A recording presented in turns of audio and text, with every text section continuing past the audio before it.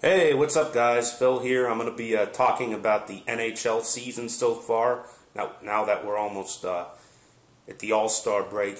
Next week's the All-Star break, so I'll be discussing where the standings at now are in each conference, and I'll be discussing the biggest surprises and biggest disappointments, a few in each conference I'll be discussing. So, start off with the Eastern Conference. If it ended today, the Rangers would have the 1 seed, the Boston Bruins would have the 2 seed, Washington would have the 3 seed, Ottawa would have the 4 seed, Philadelphia would have the 5 seed, Pittsburgh would have the 6 seed, New Jersey would have the 7th seed, and the Panthers would have the 8th seed. My two biggest surprises in the Eastern Conference are the Ottawa Senators and the Florida Panthers. I'm a Panthers fan, so I really like where this team's going.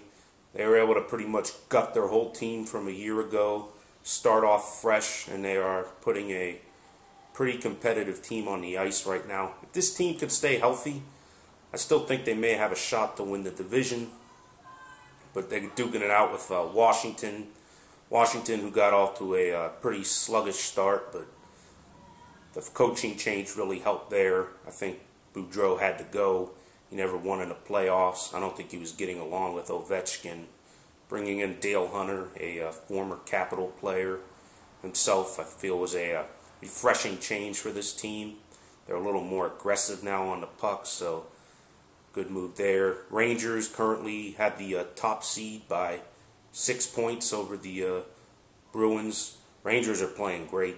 I really think this could be their year to go deep into the playoffs and even make the Cup. The addition of Brad Richards was huge for this team. I think it put them over the edge. Now I'm going to go to the bottom of the standings here. My biggest disappointments in the East are all three. My disappointments were teams that made the playoffs a year ago. Tampa Bay, Montreal, and Buffalo. Tampa Bay had a surprising playoff run last year, but this season seems to have not gotten off the ground.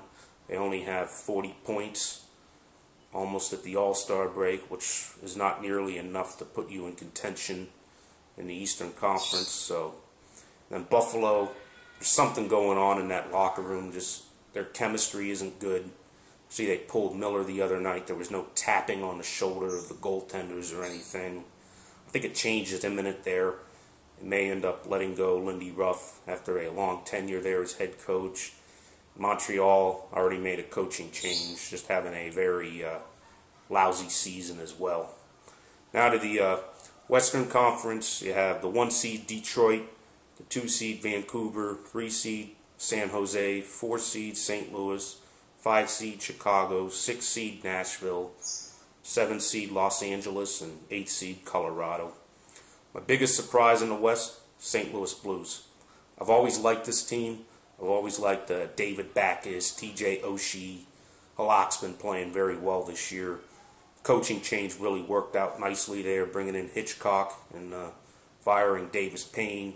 Hitchcock practices a defensive style of game, so good for St. Louis.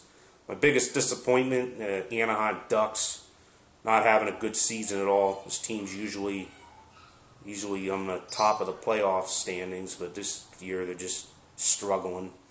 They even fired their coach and brought in Bruce Boudreau after being fired 2 days of Washington. Not a good year there.